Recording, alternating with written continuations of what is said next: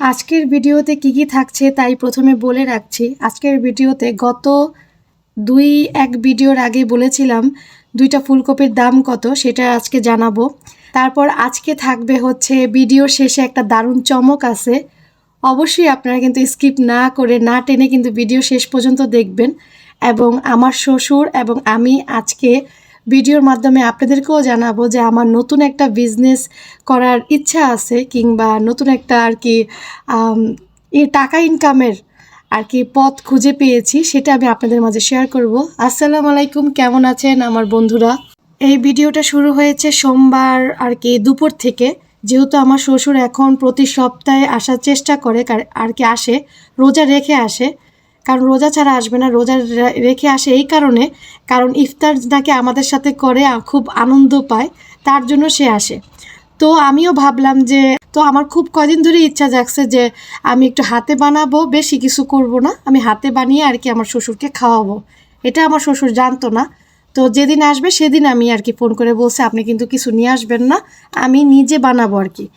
তো এটাও আজকে থাকবে, রিভিউ দেবে আমার শ্বশুর কেমন হয়েছে কেমন লাগলো। তো আমি সকাল সকাল কি করেছি ভিডিও রিলেটেড তার তো বলতেই পারলাম না। এই যে দেখেন, ছোলা করে ফেলেছি, তারপরে যে বেগুন কেটে রাখছি, একটু লবণ মাখায় রাখছি, আলুর চপ এগুলা করে ফেলছি, এগুলো সব কাটা হয়ে গেছে, বিরিয়ানিটা পর্যন্ত রান্না করে ফেলছি। আমি এবার শুক্রবার দিন বিরিয়ানি না করে আমি সোমবার বিরিয়ানি করেছি। শুক্রবার আমি কি করেছিলাম, খিচুড়ি করেছিলাম। আর আমার মনটা এত খারাপ হয়ে গেছে কি আর বলবো, আমার বিরিয়ানিটা আমার বেসন যেটা আনছে বেসনটা ভালো পড়ে নাই, এর জন্য আর কি আমার এই আলুর চপ আর বেগুনটা যেন কেমন হয়েছে। কিন্তু খেতে নাকি ভালোই হয়েছে, আমার শ্বশুরের মুখ থেকেই শোনেন উনি কি বলে। কিন্তু আমি এটা হচ্ছে আমার শ্বশুরের জন্য প্লেট সাজাইছি, তাই আপনাদের মাঝে শেয়ার করলাম। প্লিজ লাইক দিয়ে ভিডিওটি দেখা কন্টিনিউ করুন। প্রায় খাওয়া শেষ, তার জন্য এখন ভিডিওটা অন করলাম। কেমন তাই কেমন হয়েছে? খুবই সুন্দর। সুন্দর হয়েছে। হ্যাঁ, আলুর চপটা খুবই মজা হয়েছে, কিন্তু একটু লবণ বেশি আছে। লবণটা বেগুনের চেয়ে বেশি হয়েছিল। কিন্তু রান্না খুবই সুন্দর।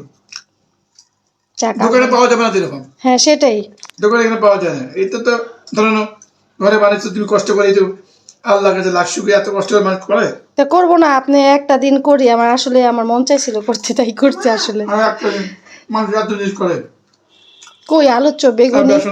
পরের কথাগুলো তো আর রাখতেই পারলাম না, কারণ ওরা খুব চিল্লাইতেছিল। তো বাবা বলতেছে এত কষ্ট করে করে তো শুনলেনি, কিন্তু আমি তো শরীর অসুস্থ থাকেই বেশি, আমি বেশি একটু কাজ করলে অসুস্থ হয়ে পড়ি। তাই আমার একটু সুস্থ মনে হইলেই আমি এখন থেকে চিন্তা করছি এখন থেকে করব, যেহেতু বাবা নাকি তৃপ্তি মিটিয়ে খাইছে। আর রাত্রের ভিডিওটা শেয়ার করি নাই, রাত্রের বিরিয়ানি রান্না করছিলাম যেটা খাবারের সময়টা শেয়ার করি না, এই কারণে আমি প্রচণ্ড অসুস্থ হয়ে পড়ছে। হঠাৎ আমার কান ব্যথা আর আর কি দাঁতেরও ব্যথা শুরু হয়েছে। এটা হচ্ছে সকালের ভিডিও, সকালে আর কি মঙ্গলবার সকালের ভিডিও, কি নাস্তা দিলাম আমার শ্বশুরকে সেটাই আর কি শেয়ার করলাম।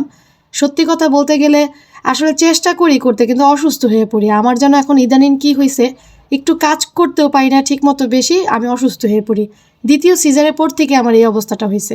যাই হোক, এই যে 2টা কাপ দেখতেছেন, এই এখনই লাস্ট আমার ভিডিও এটা, কারণ একটা কাপ আমার আর কি আমার হেল্পিং হ্যান্ড যে ভেঙে ফেলছে।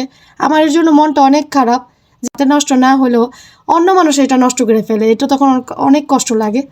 আর এই তো রান্না করতেছি মঙ্গলবার আর কি শাক, আর হচ্ছে কি রান্না করব সেটা তো দেখবেনই। আর এখন আমি একটু শেয়ার করি যে আমার শ্বশুর এবং আমি যে জিনিসটা আমি আর কি আমরা খাবারের টেবিলে বসে বসে আর কি শেয়ার করলাম, সেটা হচ্ছে আমার ইচ্ছা জাগছে যে আমি একটা হোটেল খুলবো। তো হোটেলের মধ্যে আর কি আমার রেসিপি থাকবে, আমার আনকমন কত রেসিপি থাকে না, সেই রেসিপিগুলো আমি আর কি দিয়ে আর কি দোকানে দিব। তো মানুষজন আর কি আমার কর্মচারী থাকবে, তারা সেল করবে, এবং আমার হেল্পিং হ্যান্ডও থাকবে, তারা আর কি আমাকে সাহায্য করবে। কিন্তু আপনার ভাই আর কি রাজি না, এগুলাতে আপনার ভাই রাজি না। আচ্ছা, আমি আমার ভিডিও রিলেটেড আসি। এটা হচ্ছে আমি রান্না করতে করতে দেখি বাবা ঘুমাই গেছে, এটা হলো বাবার ঘুমানোর সময় অবস্থা।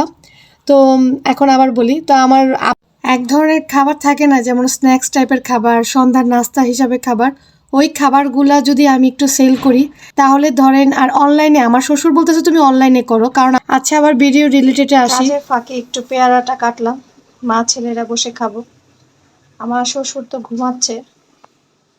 সেটাই আর কি সকালবেলা আর কি আমার শ্বশুর দুজনে মিলে চিন্তা করতেছিলাম। আর প্রথমে আমি জানাচ্ছিলাম যে ভিডিও করতেছি না, তো আমার শ্বশুর ভাবছে কি এমনি আমি ভিডিও করি।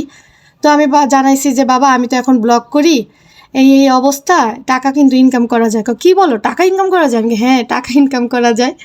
এই দিক দিয়ে কেউ কিছু আমাকে বলে না, যেটা আমি করতে চাই ইনশাল্লাহ করতে দেয়, আমার স্বামীও করতে দেয়। কিন্তু হোটেলের কথাটা শুনে না ও খুব হাসি দিয়ে উড়িয়ে দিছে আর কি। আসলেই কি করা যাবে না, হয়তো এটা আমার ইচ্ছা জাগছে।